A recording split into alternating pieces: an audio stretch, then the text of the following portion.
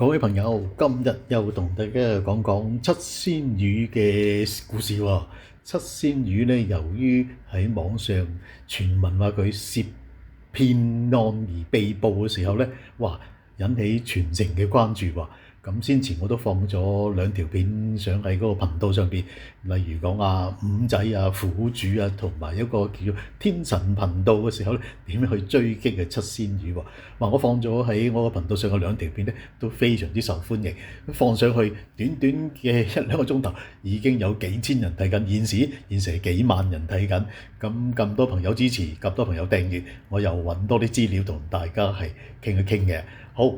咁我哋今日睇嗰個咩咧？大家望一望啦，就係講七仙魚同五仔佢嗰個大罵戰係最新嘅資料嘅大罵戰喎。話佢兩日嚟講嘅時候咧，就好似拳來腳往咁樣喎，互相咁喺度大罵喎。咁我就搜集咗各樣嘅資料咧，會同大家咧就去一齊傾一傾，分析下，會俾大家聽一聽。咁會有幾方面啦。咁首先咧，七仙魚咧，七師傅佢咧就已經知道有咁多人咁批評佢，又話網上傳聞話佢係被捕等等咧，佢就好唔高興，就出嚟咧親身回應一下，就揾埋佢個老公一齊出嚟，然之後就去答翻你哋嗰個問題喎。佢嘅回答當中咧，就提及到咧有一個嘅藝員叫做李萬瑩嘅資料咧，好似話俾人偷咗喎。都冇泄漏出去，點解會俾人偷咗咧？佢所指嗰個邊個？我聽嚟聽去，我估佢係指五仔喎，因為五仔咧又喺頻道上咧繼續咁去追擊七仙魚啊嘛。咁七師傅咧就諗住會唔會去提告五仔咧？因為啲資料都冇外泄，點解會俾佢偷咗出嚟喺頻道上面咁樣講咧？呢個咧就非常精彩。咁我陣間會俾大家會聽聽呢度唔同嘅部分。首先咧，有段佢嘅簡單新聞報導，因為你知道咗個前因，咁知道佢內容嗰度我就輯錄一部分俾大家聽一聽七仙魚點講嘅。咁跟住落去啦，五仔又點樣咧？五仔今次又精彩啦。五仔係講乜嘢咧？佢話陳志雲同七仙魚割席喎。七仙魚咁受歡迎，志雲大師咪揾佢一齊係主持啲節目嘅。咁突然之間佢就大讚志雲大師咁聰明嘅，同七仙魚割席。明明佢條片有成好多人睇過聽過噶嘛，有成20幾萬咁多，都要突然之間下架喎。會唔會係由於廣告商嘅要求定點咧？廣告嘅影片突然下架喎，咁五仔佢繼續喺度追擊嘅。咁另外咧，我會俾大家又欣賞下一個咧，就係天神頻道喎。天神頻道本來都唔知佢咩背景，原來佢都好似係賣啲佛珠嘅嘢嘅喎。咁佢可能熟悉呢方面嘅嘢咧。佢點講咧？佢話七仙魚佢喺網上邊賣嗰啲佛珠係好有問題喎。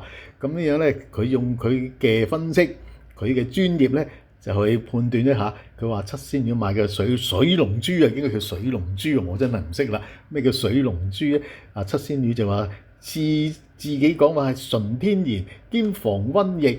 咁但係佢嘅天神就發覺啦。行家就爆料係啲玻璃製嘅嘢，淘寶100蚊有交易。話越講越好笑，我都輯錄埋俾大家係欣賞嘅。咁但係咧除咗啲錄音之外咧，我會嘗試同大家做一個分析喎。點樣咧？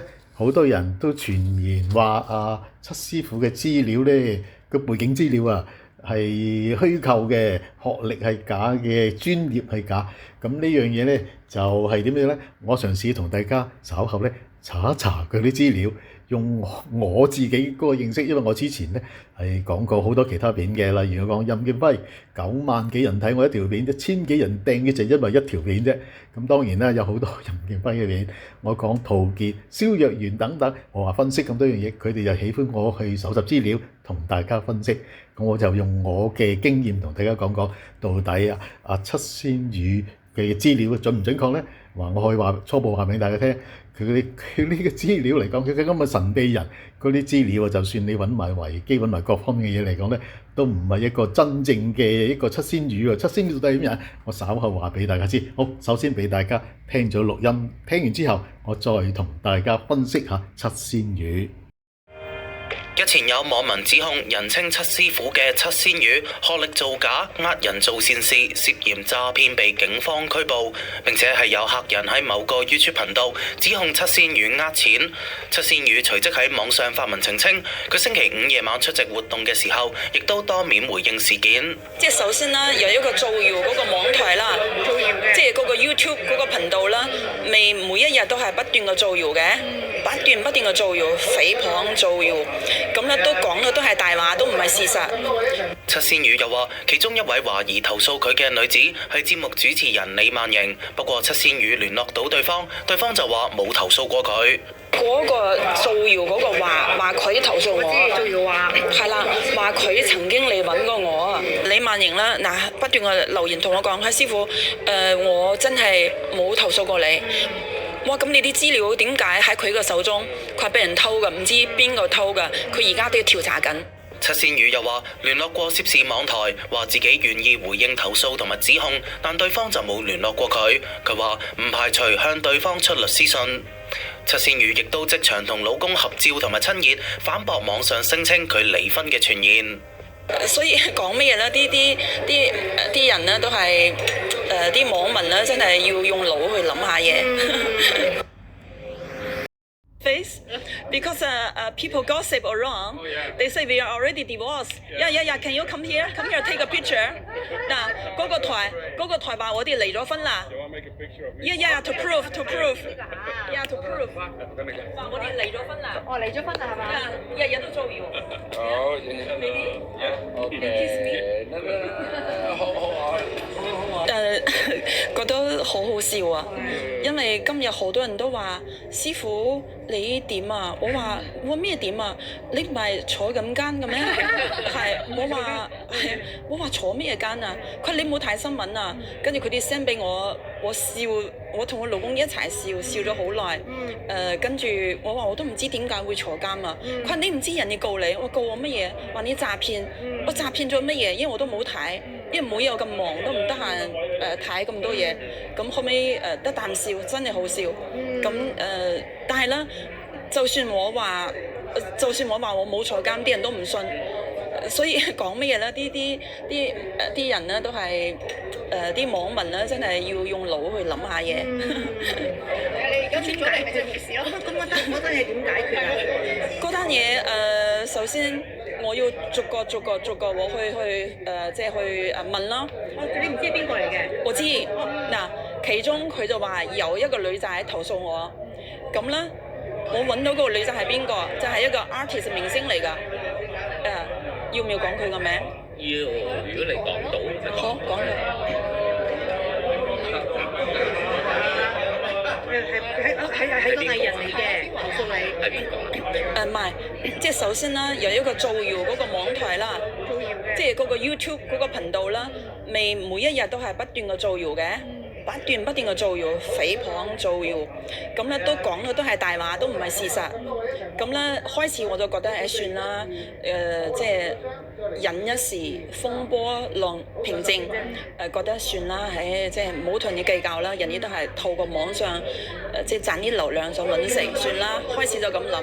但係之後咧，但係咧佢就係要話我詐騙，要咩嘢咧？要話我坐個監呢樣嗰樣咧，咁就唔係講笑㗎啦，咁就覺得係人身攻擊㗎啦，咁就太過分啦。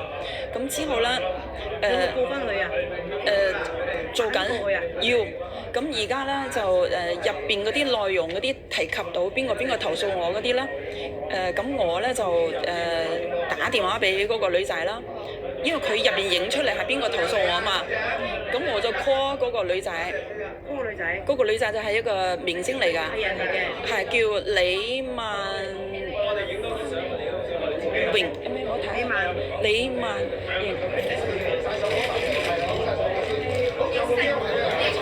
嗰個投訴你嘅，嗰嗰個造謠嗰個話佢投訴我，我知造謠話係啦，話佢曾經嚟揾過我啊，嚟我個公司揾過我啊，跟住投訴我啊。明白。呢個李萬瑩啊，李萬瑩瑩啊Rennie 係 Rennie 哦 Rennie 啊 Rennie，佢就係都拍過好多電視節目㗎，係一個主持嚟㗎。咁咧我就 call 佢啦，我想我話李萬，了解係嘛？話李萬瑩，我話發生咗咩事啊？我點解你投訴我啊？我做錯咗乜嘢啊？都冇收你嘅錢，你嚟我個公司查詢問事都冇收你嘅錢，你點解投訴啊？咩事？佢師傅冤枉啊！冇啊！佢師傅有咩好大嘅誤會啊？我事實嚟過你個正能量中心，我都記得同張允晴一齊，仲有一大班朋友嚟過。嗰個對天發誓，我冇炒新聞，我都冇講過你任何啲壞話。佢話我全家人都係佛教徒，我絕對唔會做呢啲行為㗎。七師傅，你還我一個清白。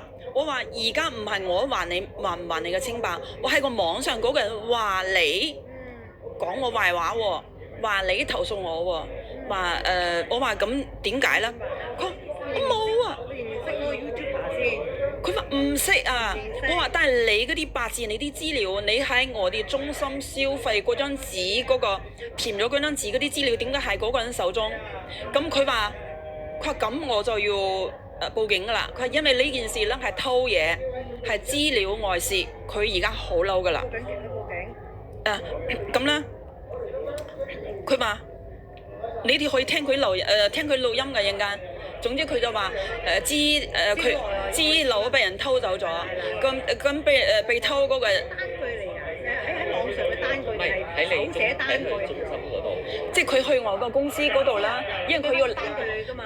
佢唔係冇收錢㗎，係免費嚟查詢啲諮詢啲問題，因為我不嬲都係唔收錢嘅問事。咁佢問事嗰陣時咧就諮詢嗰陣時咧，咁諮詢完之後咧，咁就因為都係好朋友嘛。咁所以但係網上嗰個人咧就有佢呢紮資料，就話佢投訴我，就話我呃人啊咩，跟住我心諗冇可能㗎，我都冇呃人，我都冇收佢錢，我就 call 佢，我發生咩事啊？點解你話我呃你？冇啊，師傅，嗱佢都講啦嘛，先啦，佢放你呢都見到佢啲文字啦嘛，個師傅天大嘅誤會，好冇？嗰個網台你有冇聯絡過？我有啊，上次我話話你好啊，我話如果你人哋講我乜嘢投訴乜嘢，如果你係即係想證實真定假，你可以 call 我㗎。但係佢冇 call 我，佢將我呢句説話都擺咗出嚟，都擺喺佢個頻道都擺咗出嚟。佢啦個死神棍 call 我喎，佢都講咗出嚟，係咁咧，咁呢個李萬瑩咧，佢就話。師傅話我清白，我真係冇講過你任何啲嘢。做㗎，因為我要逐個去調查。仲有啦，嗱咁呢個李萬瑩啦，嗱不斷嘅留言同我講，師傅，我真係冇投訴過你。哇，咁你啲資料點解喺佢嘅手中？佢話俾人偷㗎，唔知邊個偷㗎？佢而家都要調查緊啊。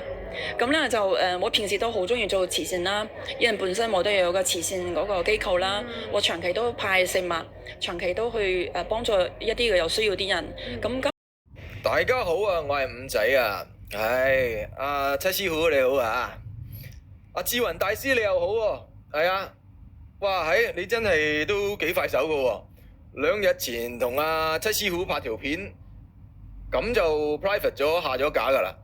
係咯，我仲想講下佢啲風水衣着到成隻雀咁，因為咧之前阿五仔咧就點過佢，喂火燒三壁是非你唔曉咩？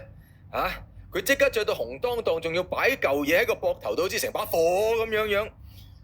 哇！佢真係聽咗五仔嘅風水建議喎，我仲想讚佢識嘢啊！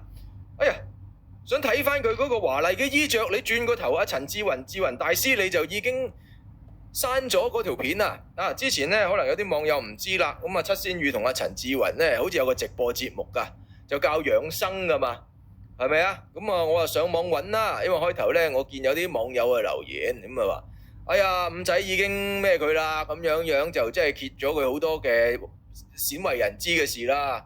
咁跟住咧我又再睇，咦刪留言喎，再過多2-3分鐘，連條片都冇埋嘅。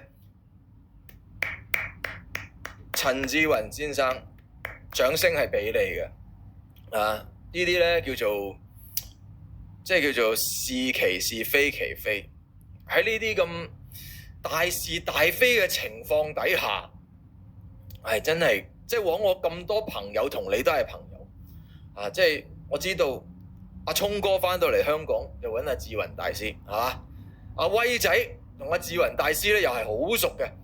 我本身同佢兩位我兩位我都熟，同阿志雲大師咧都係當日咧你咧有少少事啦，咁啊五仔咧就得到你嘅少少你嘅新聞，然後我模仿過你，我諗你都應該有睇過嘅有條片。咁我哋其實有個緣分喺度因為我哋都隔住好多朋友仔估唔到大家都係叫做明白事理嘅人但係咧，似乎阿七師傅咧就唔係太過明白事理啦咁佢問咗好多個問題，咁我就拗晒頭。佢問嘅問題好似佢嗰個邏輯就好似唔係太過我個邏輯好似有啲問題。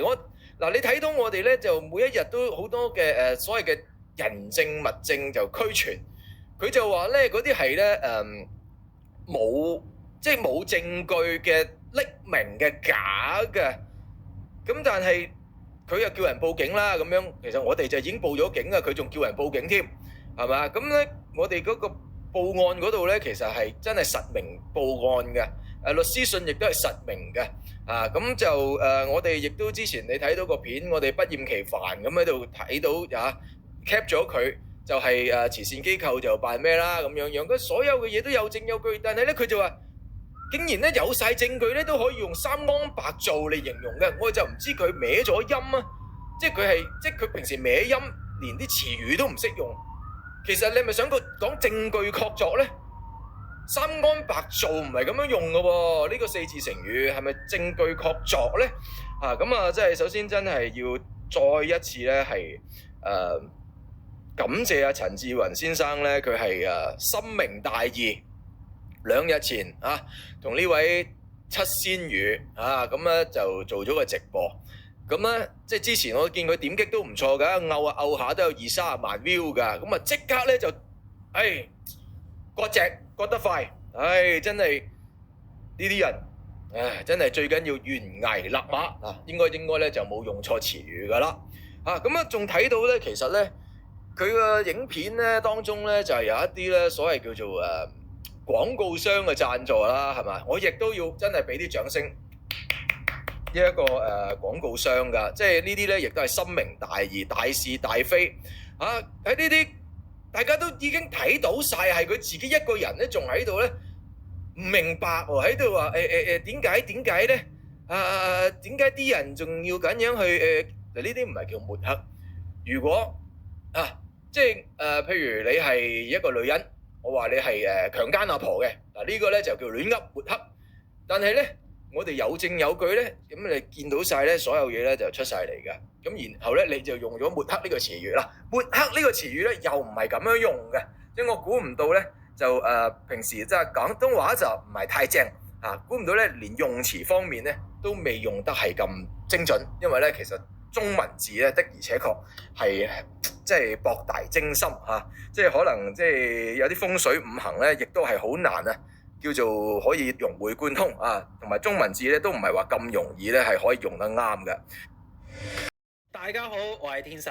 今集咧精彩啦，要同大家一齊嚟睇下七仙魚曾經賣過嘅一個產品水龍珠。唔知道各位觀眾對水龍珠嘅認識有幾深呢？唔識唔緊要嘅，因為小弟咁啱咧對水龍珠甚至乎呢個天然水晶市場珠寶市場有非常之深入嘅研究點解呢？因為我自己都經營緊一間水晶嘅網店，我自己咧係由入貨揀貨去學點樣去睇呢啲水晶天然寶石去到售賣咧都係有一定程度嘅了解嘅。咁係嘅，呢啲水龍珠咧唔係水晶嗰一塊嘅，佢唔係天然水晶嚟嘅，所以你去到任何一間天然水晶鋪咧，你都揾唔到呢啲水龍珠嘅。呢啲水龍珠出現嘅地方咧，會係喺一啲咧賣太佛啊，即係賣佛牌啊嗰啲鋪頭咧，泰式佛教店嗰啲位咧，你會見到嘅呢啲水龍珠。咁但係咧，你問個店主呢啲水龍珠究竟用咩做嘅時候咧，大家咧都有口難言，又或者咧佢會用一個傳說咧嚟同你做分享嘅。咁呢一個咧陣間就會好詳細同大家講下。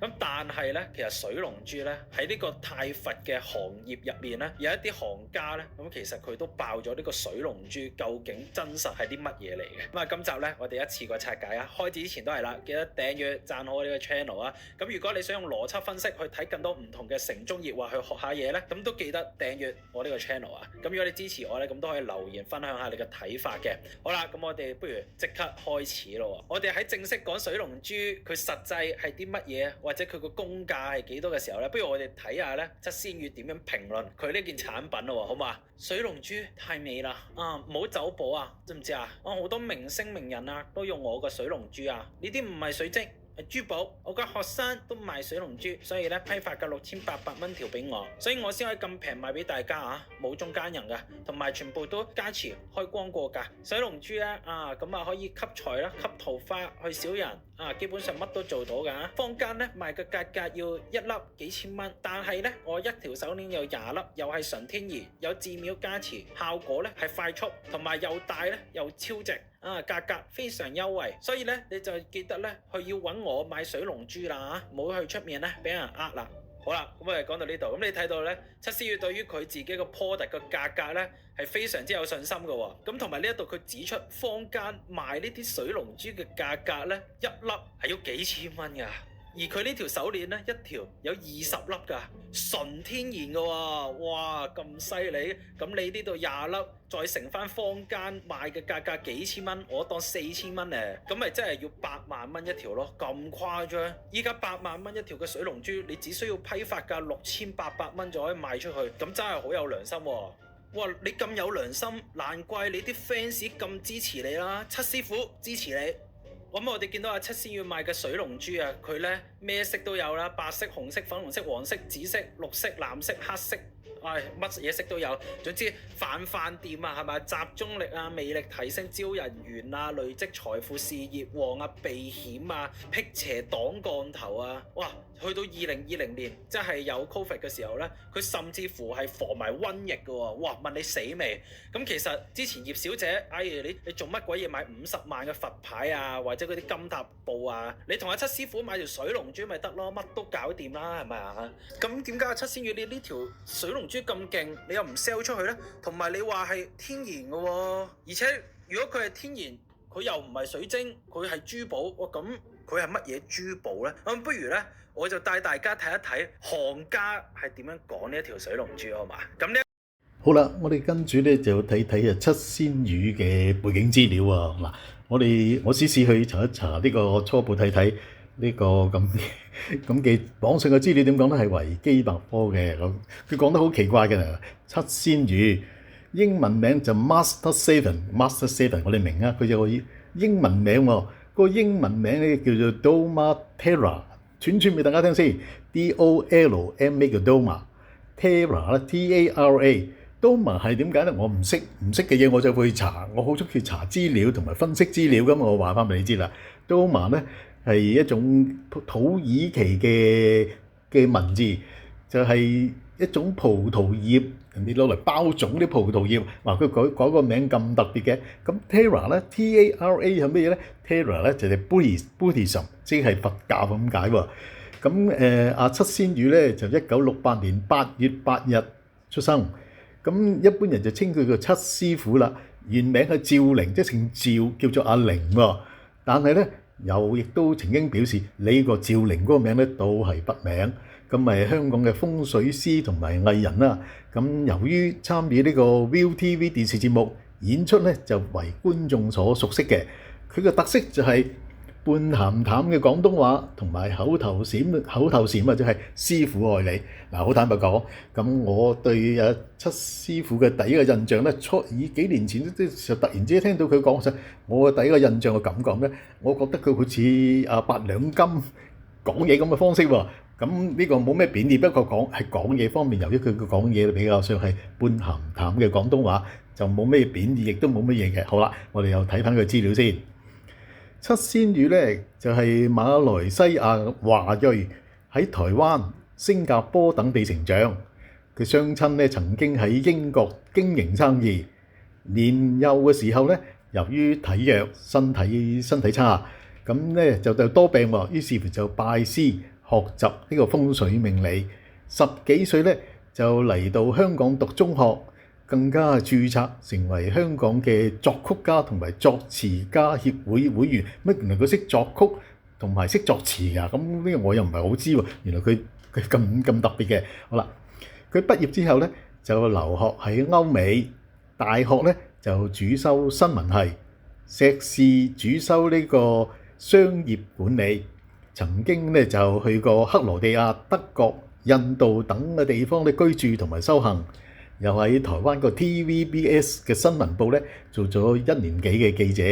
返香港之後咧就任職過好多間，例如美容啊、財經啊、健康雜誌，同時咧就兼職睇風水同埋睇面相。咁喺本地傳媒咧就撰寫啲風水專欄，之後咧又辭咗記者嗰份工，投身喺風水師嘅行業。喺呢度首先我睇咗啲咁嘅資料之後咧，我就覺得有啲特別啦，因為我都講過啦，我曾經都睇過唔少嘅資料，分析過任劍輝，又分析過呢個新馬仔，又分析過陶傑、呢個蕭若元等等。我睇慣咗啲咁嘅資料嘅時候咧，我覺得佢嘅資料比較奇怪喎。例如佢話喺香港讀過中學，咁喺邊間中學咧又冇詳細列出。佢又話佢讀過大學，喺邊間大學咧又唔清楚。總之好多資料都好似有好多疑問啊，神秘人嚟嘅。咁佢出生我哋咪講過咯，佢係喺馬來西亞喎。現時咧就應該1968年佢8月8日出生，咁今年咧就應該係56歲。居住地喺香港，我知啊，我哋時時都見到佢喺香港嗰度咁樣新聞界上面見到佢啦。咁佢嘅別名咧，除咗七師傅之外咧，仲有叫做七桃喎。七就1、2、3、4、6、7啦，桃就桃花個桃，仲有咩香港的狼辣道啊？呢個仲咁奇怪嘅。咁講到教育程度咧，就話佢係博士喎。咁好啦，我撳一撳佢去睇睇佢嘅博士嘅資料到底點先。第一，呢個嘅資料來源咧就嚟自星島頭條2023年6月8號就一篇嘅報導，講七仙羽，了解七仙羽嘅真面目嘅有七仙羽喎。哇！咁樣咧，即係話呢樣嘢咧，所謂博士嘅學歷嗰個咧，就係可能咧佢自己講定係點樣啦。就第一，如果一般人讀過咩嘢中學或者呢個唔好講小學啦，小學唔好理啦。中學或者大學或者碩士或者博士咧，都會列出咗係邊一間大學。但我睇翻呢度嘅背景資料咧，同其他人好唔同嘅。你完全睇唔到佢嘅唔好講小學、中學讀乜嘢，仲有大學讀乜嘢，仲有呢個博士係讀乜嘢，完全係冇嘅。會唔會係佢自己本人講翻出嚟嘅？咁你同其他人比較咧，我就覺得七師傅咧嘅個人資料咧，雖然佢時時喺呢個電視量上、新聞上時時報導佢又主持好多節目啊，但係咧佢其實係一個神秘人嚟嘅。佢所提供嘅資料或者你哋一般香港人所認識嘅七師傅咧，連佢真名都唔知，喺邊度讀書又唔知。以前例如你讀書嘅同學，中學、大學或者乜嘢碩士等等，冇人出嚟講過佢，亦都冇人話同佢一齊做過嘢嘅時候係出嚟評論佢講下佢咩背景，完全冇，絕對係一個神秘人。咁所以嚟講，你話佢嘅資料學歷嗰樣嘢係真定假咧？我唔能夠話佢真定假，但係我淨係覺得係呢個係資料不詳，所有呢啲係傳聞出嚟嘅嘢出嚟咧，反而喎佢最多嘅資料係乜嘢咧？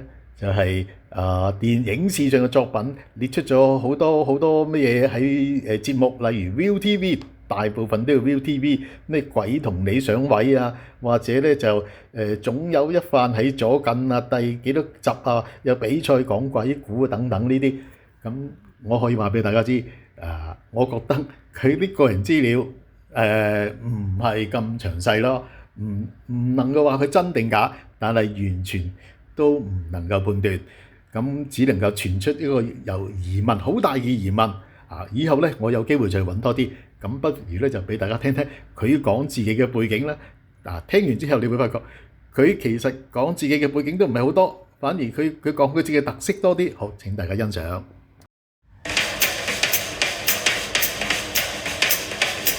其實咧，我每日都諗住退休，因為真係好辛苦啊！我嗰陣時咧都曾經試過咧，俾人鬧我㗎。嗰段時間咧係啲人唔理解我，咁屈我。男朋友咧成日懷疑我，去咗邊啊？咁夜翻嚟，對住呢個香水咧施咗啲魔法，念啲咒，念啲咩咒？念7次。Hello， 另一女生嘅各位觀眾們，大家好啊！我係七仙羽師傅，我係一位玄學家。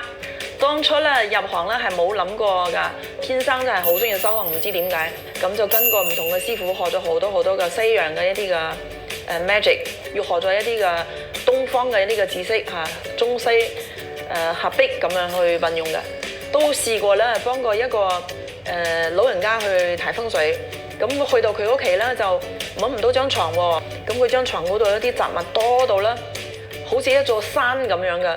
佢係啊，每日就喺嗰座山嗰度瞓覺嘅。風水咧係要需要嗰啲風要流動嘅，你係冇得流動咁咧，你啲氣場會好差。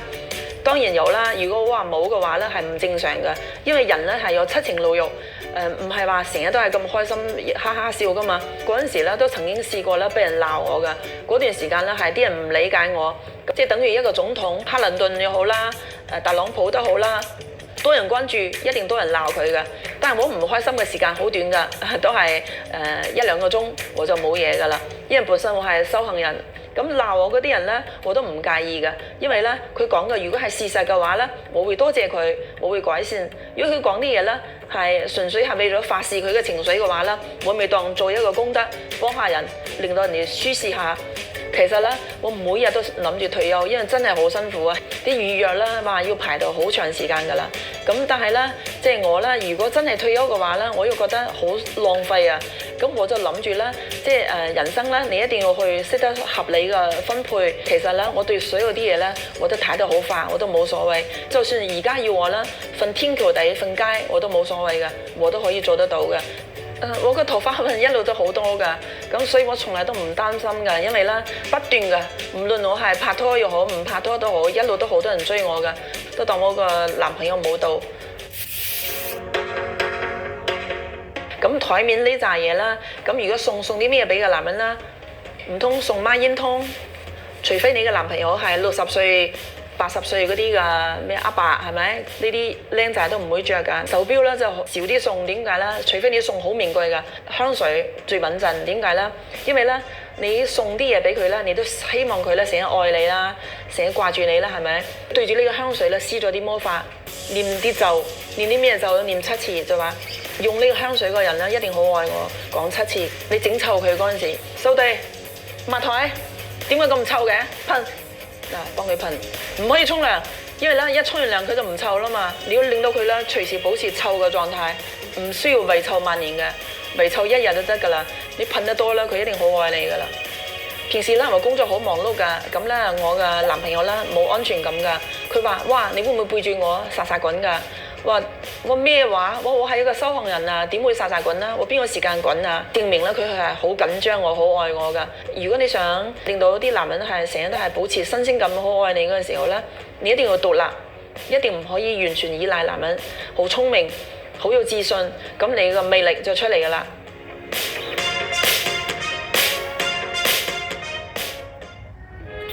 紅紅，咩話？你想生個 BB？想要個 BB， 哇！你嘅野心都好大嘅喎，生個 BB 要爭家產，師傅而家幫你加持，將正能量輸入咗喺你個身體入邊嚇。紅紅，今年一定行運㗎啦，因為有師傅愛你，師傅加持你啦嘛。